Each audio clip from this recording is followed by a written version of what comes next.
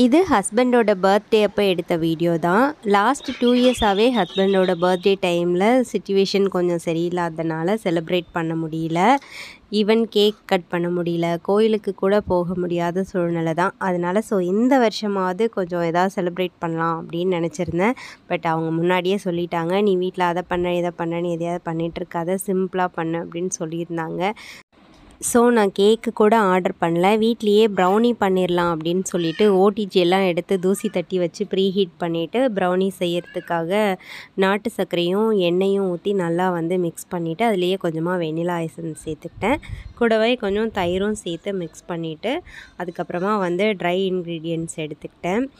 நான் ராகி தான் எடுத்திருந்தேன். ராகி அப்புறம் கொக்கோ பவுடர் அப்புறமா கொஞ்சம் சோடா மாவு தான், பேக்கிங் சோடா எல்லாத்தையும் சேர்த்து சலிச்சுக்கிட்டு அந்த மிக்ஸ் பண்ணி வச்சுருந்த நாட்டு சர்க்கரையும் எண்ணெய் தயிர் எல்லாத்தையும் சேர்த்து ஒன்றா மிக்ஸ் பண்ணிவிட்டு ப்ரௌனி செய்கிறதுக்கு பேட்டர் கேக் அளவுக்கு பீட் பண்ணக்கூடாது.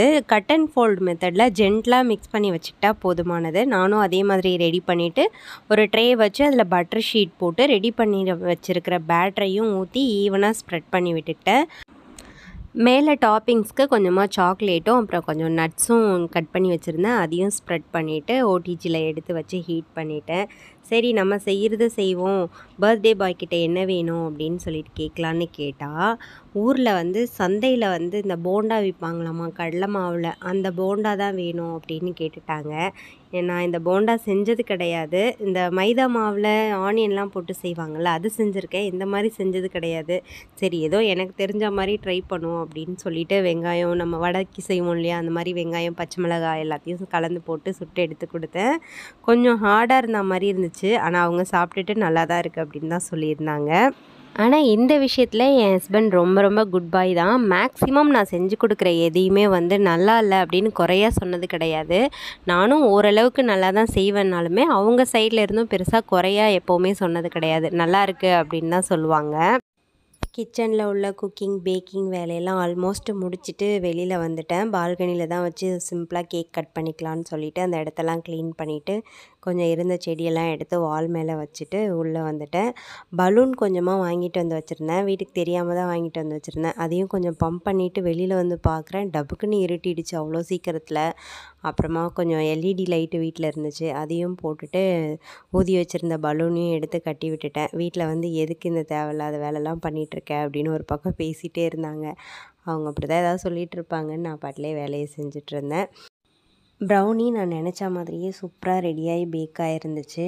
கனாஷ்லாம் ரெடி பண்ணோன்னா ரொம்ப டைம் எடுக்கும். அதனால் அவ்வளோலாம் ரிஸ்க் எடுக்காமல் இந்த ஹெர்ஷீஸோடது சாக்லேட் சிரப் மட்டும் ஒன்று வாங்கிட்டு அப்படியே மேலே டெக்கரேஷனுக்கு ஊற்றிட்டு ஒரு கேண்டில் வச்சு அம்மா அப்பாவும் வீட்டில் தான் இருந்தாங்க. குழந்தைங்களோட சேர்ந்து ப்ரௌனி கேக் கட் பண்ணி சூப்பராக பர்த்டே செலிப்ரேட் பண்ணிட்டோம்.